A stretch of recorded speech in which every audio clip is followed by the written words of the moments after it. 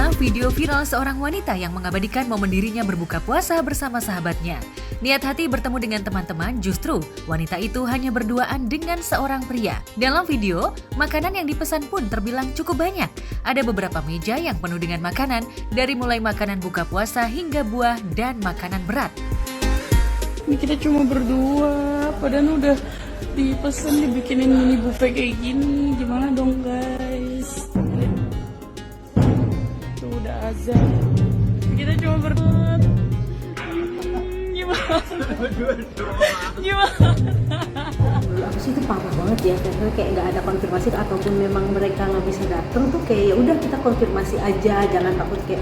Jadi kan dia buang-buang duit juga dong, kan parah sih. Gue jadi di mereka ya kayak ya udah sakit hati sih paling.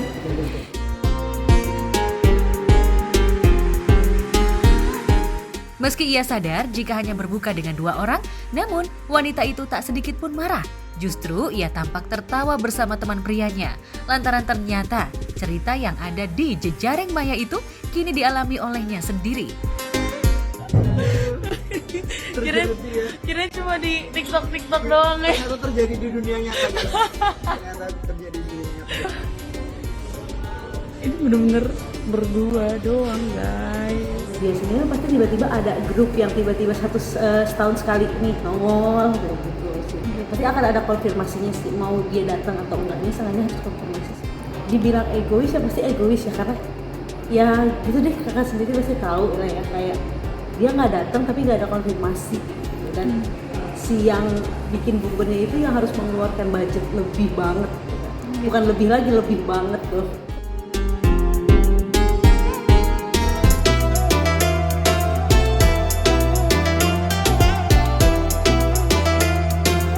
Ratusan tenda warna-warni menghiasi selasar Masjid Raya Habibur Rahman, Kota Bandung, Jawa Barat. Tentu saja pemandangan ini menjadi tak biasa lantaran banyak tenda ada di masjid. Ternyata di area masjid dengan luas lebih dari 1 hektar itu, ribuan peserta berkemah di selasar masjid untuk menjalani itikaf. Dari luar, lama-lama terdengar suara jamaah mengaji. Sejumlah orang sibuk menghabiskan malam dengan membaca ayat Allah. Sebagian lagi memanfaatkan waktu untuk beristirahat sebelum bersiap untuk sholat malam. Iya,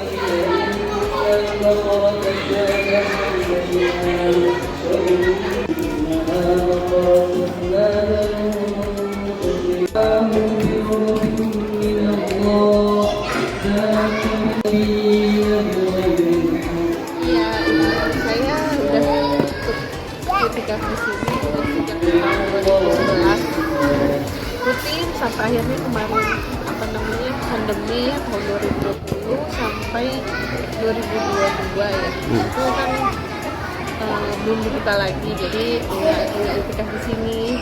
Jadi pas 2023 tahun lalu udah dibuka lagi, jadi barulah ikut lagi, dan ini udah tahun kedua sejak tahun ini. Sebenarnya itu kan kegiatan positif, jadi apapun itu baik. Cuma mungkin lucu aja sih kalau pakai tenda-tenda di camping jadi pindah ya ke masjid. Apa sih mungkin gini kali, kalau nanti di masjid untuk ibadah terus mereka tinggal di situ beberapa orang rame-rame kan jadi padat, terus masjid juga jadi kotor, terus jadi terganggu yang mau ibadah. Jadi mereka punya kesadaran tinggi untuk saling mungkin yuk kita tenda aja yuk di masjid gitu.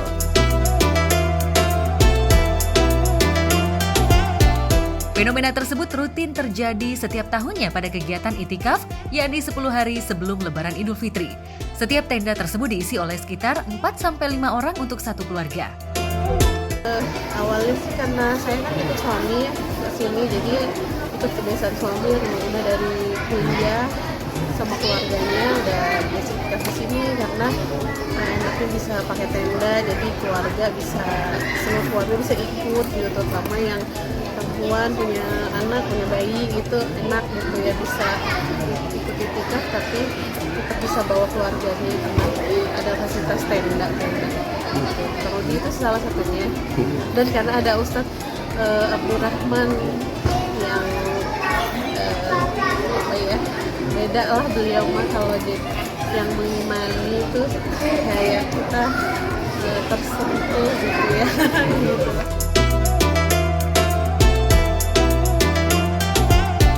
Tak hanya berasal dari kota Bandung saja, tapi juga dari daerah-daerah lain, bahkan dari luar Pulau Jawa seperti dari Maluku, Sumatera, dan daerah lainnya. Tenda-tenda itu juga dibawa dan dibangun sendiri oleh jamaah.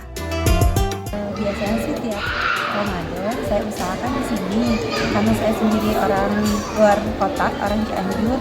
Jadi sebisa mungkin aja sih, padahal kalau besok aja saya mau pulang, nanti kesini lagi insya Allah hari Sabtu gitu, 3 hari terakhir. Kuliah di sini sih sebetulnya, jadi pada saat saya menikah dan punya keluarga, tinggal di Cianjur, jadi di sini tuh kan bisa pasang tenda. Jadi kalau buat yang bawa keluarga, bawa anak lebih kondusif. Jadi kalau bagi anak itu lebih apa ya, kayak bagi mereka tuh main gitu loh. Sedangkan kami bagi orang tuanya masih bisa menikmati ibadah setelah Ramadannya di masjid.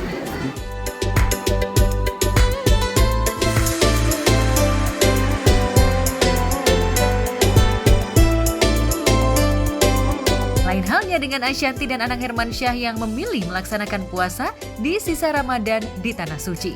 Tak hanya berdua, mereka mengajak keluarga untuk bisa beribadah di tanah para nabi tersebut. Dan kemarin, di laman video berbaginya, Ashanti tampak tengah mempersiapkan keperluan yang bakal dibawa ketika berada di Madinah dan Mekah. Seru ya. Persiapannya gimana? Senang juga mau umroh. Alhamdulillah kita akhirnya ini pertama kali di bulan Ramadan kita satu keluarga akan berangkat hari 10 terakhir akan ada di Mekah Madinah. Jadi hari rayanya kita di Madinah. Ini nanti 5 hari sebelum hari raya kita di Mekah. Keluarga intinya itu seperti apa sih? Iya. Sama abang, sama kakak, sama Aminah, sama Azura. Ya, alhamdulillah Ramadan kali ini bisa umroh bareng, nggak cuma keluarga daerah Manca, cuman ada keluarga Kak Loli juga ikut. Ya, nanti juga ke Mekah dulu, habis itu ke Madinah, habis itu ada waktu juga buat ke Dubai juga nanti.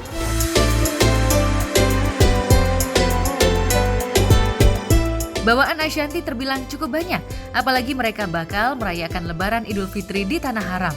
Ini merupakan kali kedua keluarga The Hermansyah merayakan Lebaran di Tanah Suci Mekah. Dari dulu pengen banget ngerasain Lebaran di Tanah Suci gitu kan, terus ya kayaknya bakalan, karena kan kita harusnya tahun ini mau haji, terus kita kan jadinya tahun depan, jadi yaudah kita umroh aja deh gitu, tapi pengennya 10 hari terakhir di sana karena katanya kalau umroh 10 hari terakhir di sana itu pahalanya seperti haji gitu, dan kita juga akan Idul Fitri juga di sana. Jadi alhamdulillah semua keluarga ikut, anak cucu semua lengkap, jadi happy gitu, semua bisa kumpul. Lebarannya pasti ibadah. Iya. Gak ada lain selain bawa kita. Gimana itu kan Mekah, kota sucinya, Madinah, makam Nabi, ya kita ingin melakukan ibadah yang luar biasa di sana. Karena kan ini bulan suci, bulan yang cuma ada sebulan dalam 1 tahun. Yang dibilang penuh dengan pahala, ya kita ingin melakukan itu. Ibadah aja, pastinya ibadah seperti umroh. Ya umroh kan ini kegiatan umroh. Memang ramai sekali, aku udah lihat beritanya, kita udah cek beritanya, memang hampir sama dengan posisi haji ramainya. Tadi tuh agak sedih ya pemandangannya, kita pergi maaf-maafan sama mbak-mbak di rumah, sama seluruh karyawan, kayak pada nangis, aku juga nangis. Biasa kita umroh nggak kayak gitu kan, karena ini momennya Lebaran juga kan, jadi mau maaf-maafan juga. Jadi semua peluk-pelukan, nangis, sedih, ya saling memaafkan. Pasti kan aku ada salah, mereka juga mungkin iya, jadi ya kita saling memaafkan. Iya, kado kemarin kan Pipi ulang tahun, ini kado dari Bunda katanya jalan-jalan ibadah katanya.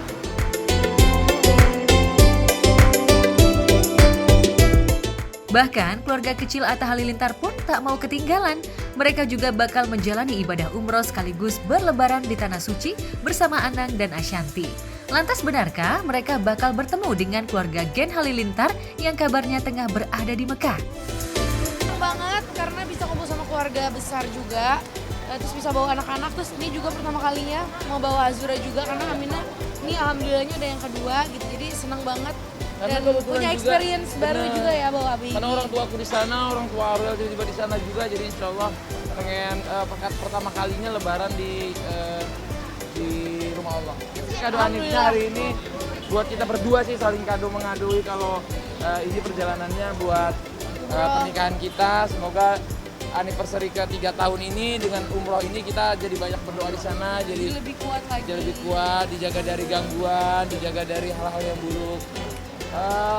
Alhamdulillah bisa berangkat sama istri, sama anak, sama berangkatin ada tim-tim di rumah juga, tim-tim di kantor juga. Insya Allah di 10 hari terakhir Ramadan ini mau hunting malam Lailatul Qadar di sana, semoga lancar, amin.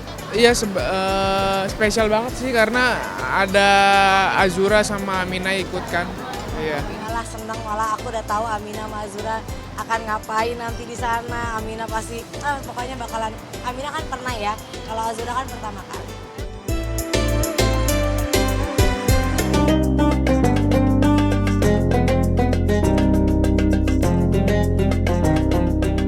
Lebaran Idul Fitri tinggal beberapa hari lagi. Sederet kaum muslim berlomba-lomba untuk meningkatkan ibadahnya di sisa Ramadan agar bisa mendapatkan malam Lailatul Qadar.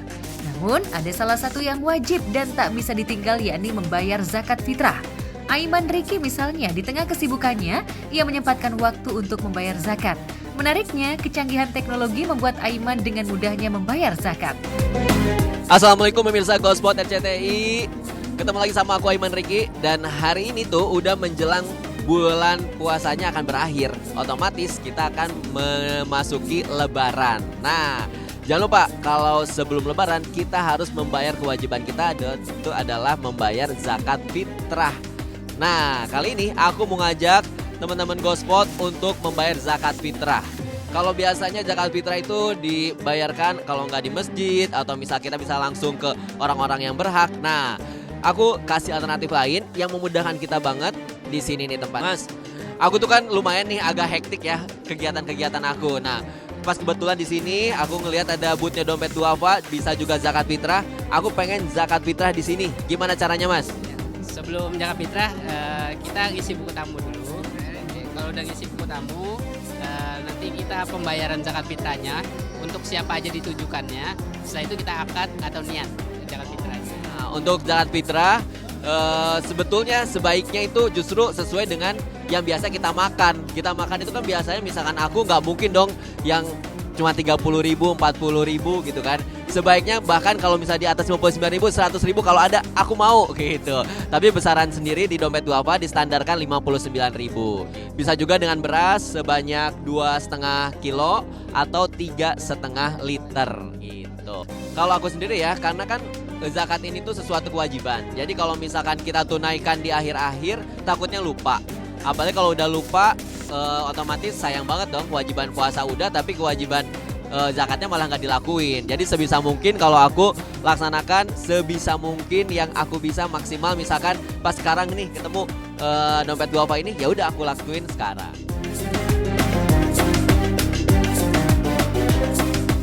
Lantas benarkah dengan adanya booth-booth panitia zakat, Aiman bisa dengan mudah dan leluasa membayar zakat? Bahkan, di booth itu juga bisa membayar zakat dengan cara cashless payment.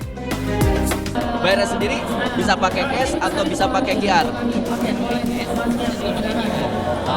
Tuh memudahkan kita banget ya. Lebih mudah untuk membayar zakat fitrah. Gitu. Ini udah serba modern, serba digital, justru memudahkan kita untuk membayar zakat. Oke Mas, kalau gitu aku bayar pakai QR ya. Karena nggak bawa cash. Oh betul banget. Apa-apa sekarang bayar tinggal tek tek tek gitu. Jadi untuk bayar zakat pun memudahkan kita banget, bisa pakai QR.